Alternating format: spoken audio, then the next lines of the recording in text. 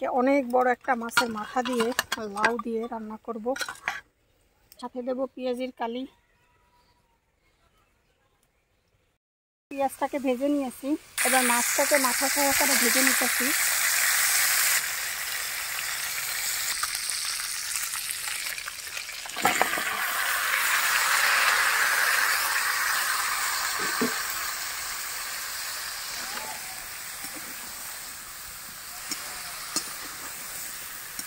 মাথা মাছ সব একসাথে এবার কি করবো, কষাবো। পরিমাণ মতো আমরা একটু হলুদ দিয়ে দেবো, পরিমাণ মতো লবণ, একটু নাড়াচাড়া দিয়ে দেবো আমরা।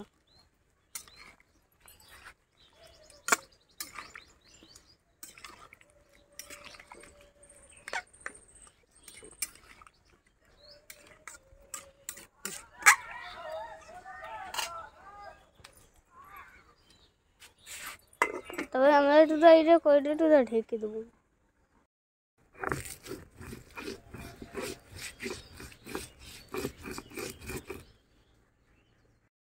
এবার দিয়ে দেবো আমি এটার ভিতরে।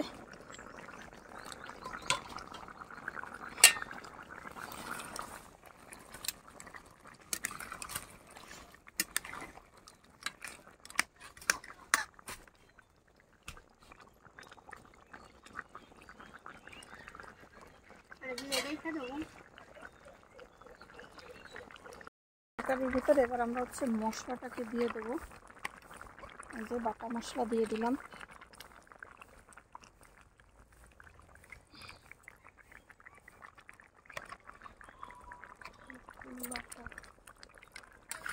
বাস একটু আর দেবো না। ওই পাশে যাই পেঁয়াজের কালি নিয়ে আসো দিই, পেঁয়াজের কালি দিয়ে দিতে হবে।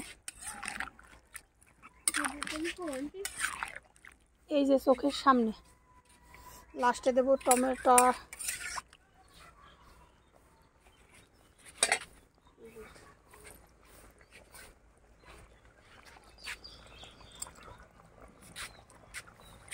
তো এই যে পেঁয়াজের কালিগুলোকেও আমরা তরকারির উপর দিয়ে দেবো।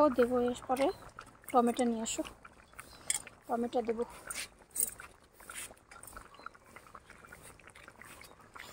আজকে আবহাওয়াটা অবস্থা এই হলো অবস্থা, সারাদিনের মধ্যে কোনো মানে আকাশ দেখাই যাচ্ছে না।